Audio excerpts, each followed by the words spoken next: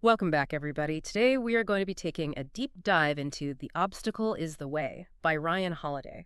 This book has been recommended by some pretty big names, people like the managing editor of Huffington Post and experts at Harvard Business School. Even Stephen Pressfield called it, get this, a Jedi Knight handbook. That's pretty cool, right? And to help us break this all down, we've got Anna with us today, University 365's resident Stoicism expert. It's so great to be here. The Obstacle is the Way is a really fascinating modern take on this, ancient Stoic wisdom. So I guess the main idea of the book, the thing it really wants to drive home, is that obstacles are like totally unavoidable, right? Mhm. They're just a part of life. But it's really how we see those obstacles and then how we react to them that kind of determines, shapes our success. Right. And Holiday actually breaks this all down into like three main disciplines: perception, action, and will.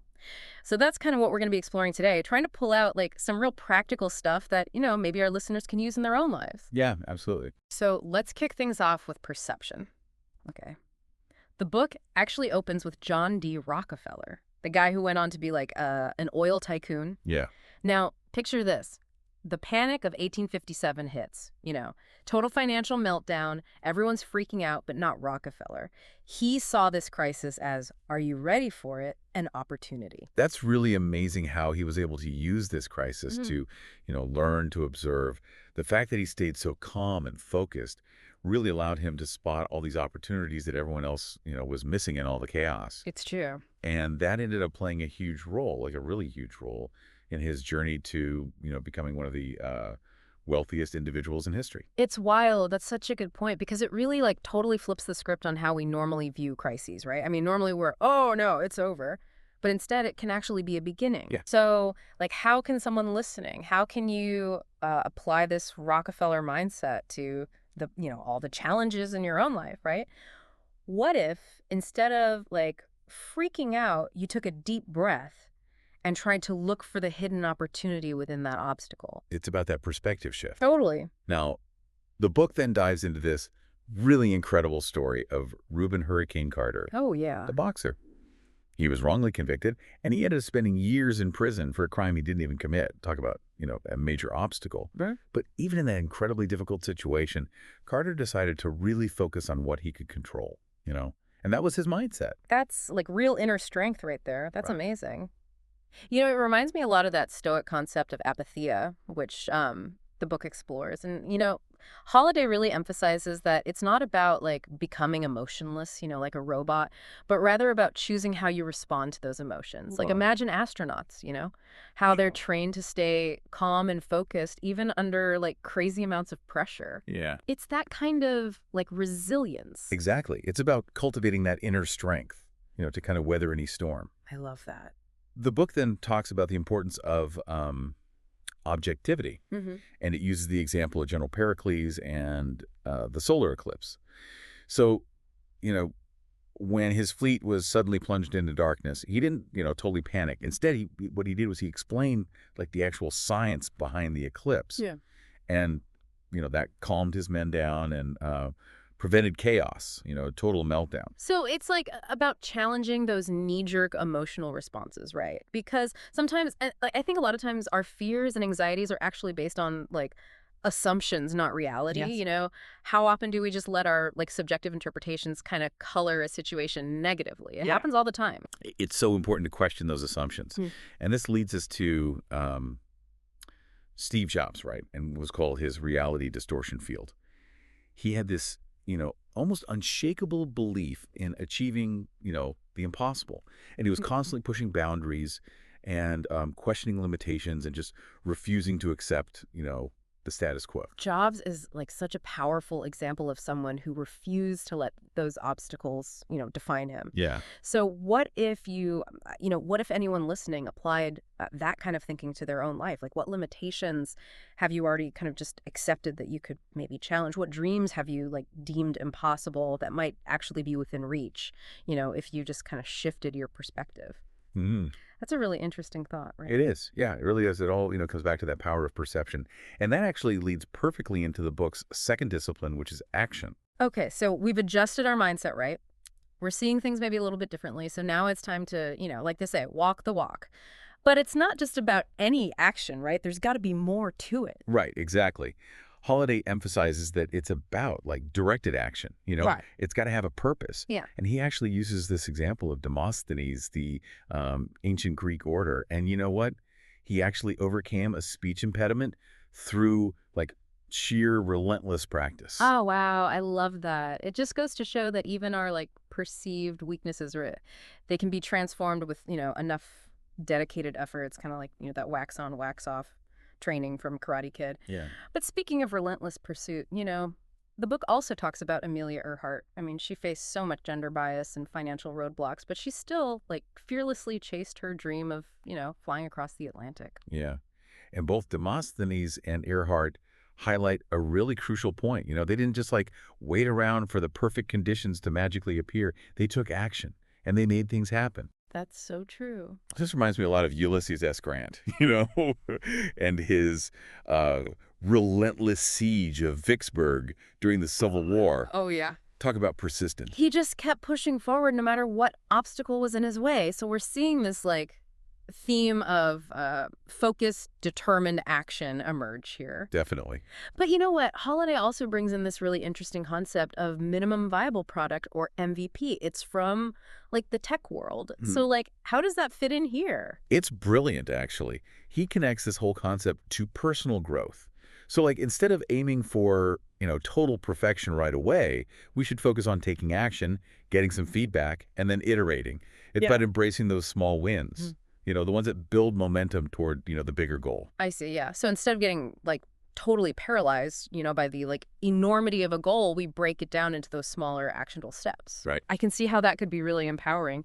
And that kind of reminds me of Nick Saban's process philosophy. He's that, like, legendary football coach, and he really emphasizes focusing on, like, the present task, not getting all overwhelmed by, the end goal. It's all about those daily disciplines, all those seemingly small actions that ultimately lead to those, championship level results. And that process thinking can be applied to any area of life. I love that. The book actually even tells the story of James Pollard Espy, this self-taught meteorologist who ended up making like incredible scientific discoveries. And you know what?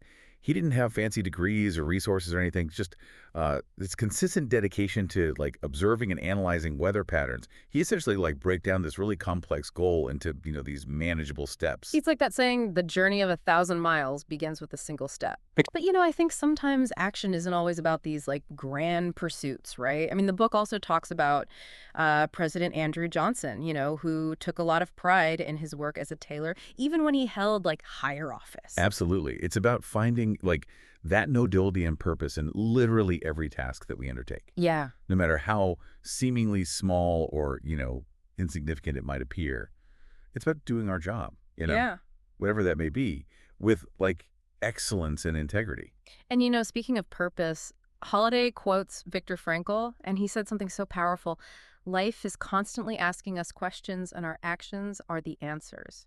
Wow. Yeah. It really makes you think, Yeah. What kind of answers are we giving with our actions? What kind of meaning are we creating, in our lives and in the world? Those are, like, really powerful questions for us all to consider. Mm-hmm. Our actions truly, shape who we are and contribute to the world around us.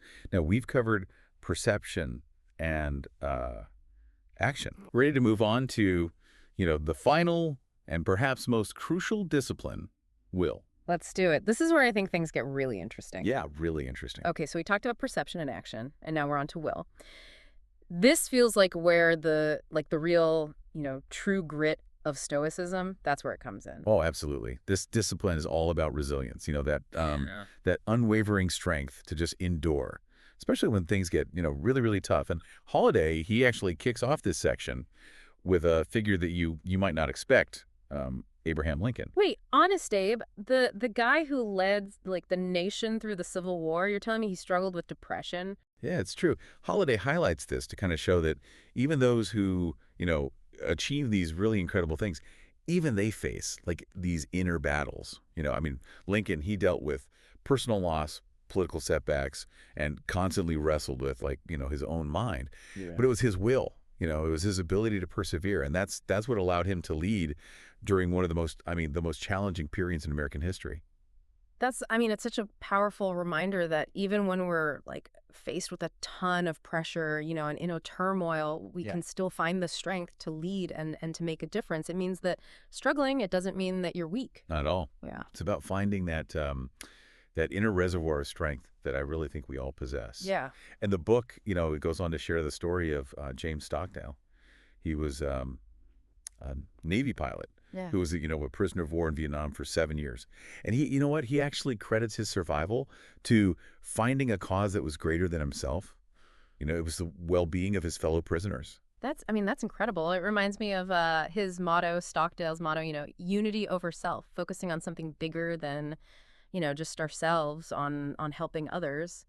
That can really fuel our own resilience, I think. It's about finding that, meaning and purpose that goes beyond like our immediate circumstances. Right. And this connects with what Henry Rollins said, which Holiday quotes in the book. There is no better time than now to have a moral and civic backbone, to have a moral and civic true north. It's like even amidst all the chaos and difficulty, we can still choose to be guided by our principles, to Ah. make decisions that align with our values. And that unwavering inner compass, that's what, sees us through.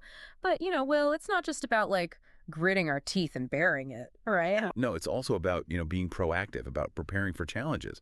The Stoics, they had this practice called premeditatio malorum, which involved like visualizing, these potential setbacks so that you're like mentally ready when they occurred, like a mental rehearsal for, tough times. And Holiday actually compares this to what happened with basketball coach Phil Jackson. So, a hip injury forced him to like coach from a chair, which initially he saw as like a total disadvantage, but it forced him to, to change his coaching style. And that led to some, unexpected growth for both him and his team. So obstacles, I mean, they can be like catalysts for like, innovation and growth. Yeah, That's a really good reminder to like stay flexible and be open to new approaches. absolutely. And I think one of the most inspiring anecdotes in the whole book is about Thomas Edison. Remember when a fire destroyed his entire lab? Yeah. His son, he found him just like watching the blaze. And you know what Edison said? He said, "Go get your mother and all her friends. They'll never see a fire like this again." Wow, that's amazing.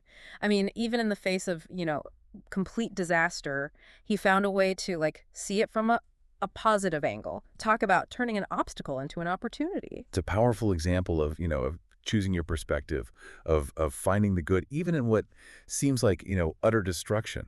And the book, it actually wraps up with this image of the boxer Jack Johnson. And you know what?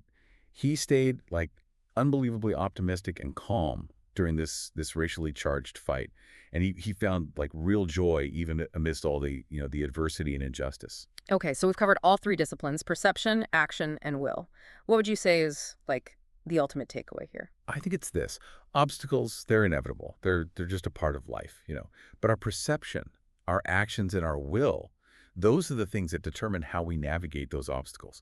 We have like a lot more control than we often think we do. And you know what? If you are ready to take these principles and like put them into action, University 365 is here to like totally support you. We've got incredible resources like the 5 Minutes to Success 5M2S microlearning formula, which can help you break down your goals into, those manageable steps we were talking about. Yeah. And our Lit PS second brain system can help you develop strategies for anticipating and, overcoming challenges, just like the Stoic practice of premeditatio malorum. We also offer like personalized learning paths in areas like body and health, spirit and mind, and character and emotions, Yeah. all of which, are designed to help you cultivate that inner strength and resilience. So as we wrap up this deep dive, we want to leave you with this.